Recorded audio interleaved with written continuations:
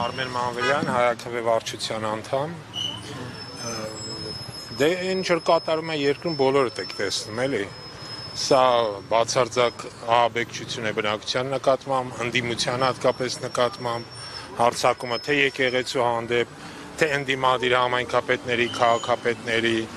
առաջին դեպքը չի եւ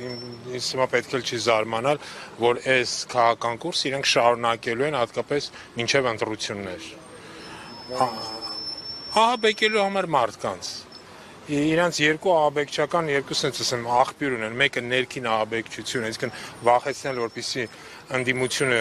չկարողանա գործել, հիմնական մի շարք թիրախավորեն, մի շարք ղեկավարներ եւ նրանց ձերբակալել, ինչպես Սամվել Կարապետյանն են ձերբակալել, քրեական գործերն հարուցել շատ-շատերի հանրել, թողեն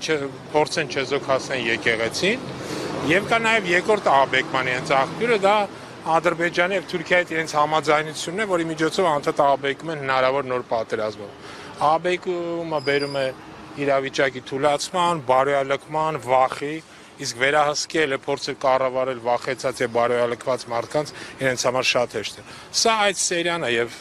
սա սկսել է ու համոզված եմ առաջիկա 7-8 ամիսների ընթացքում կանգ չի առնելու ցավոք սրտի։ Իսկ դուք հակակոռուպցիոնի ձայնագրությունը լսել եք եւ մտածում եք, որ դա եւս է իրականության հետ կապ չունի։ Գիտեք, ես կարծում եմ այսպես, ես կարծում եմ այն մարդիկ, որոնք հատկապես ընդդիմադիր դաշտում են, շատ հստակ հասկանում, որ իրանք թիրախավորված են, շատ հստակ հասկանում, որ իրանք ձայնագրում են տարբեր հնարավոր ձևերով եւ նաեւ եկեք չմոռանանք, էլի մենք տասնյակ դեպքեր գիտենք, երբ իրանք մոնտաժած ձայնագրություններ են ցույց տալի, հնարավոր է այդ մոնտաժից ձևերից մեկն է, այսինքն ես այս բանը չեմ կարող դրան գրահատական տալ, բայց վստահություն այսօրվա համակարգի վրա թե հակակոռուպցիոն, թե քննչական, թե իրավական վստահություն, ասենք 0 է։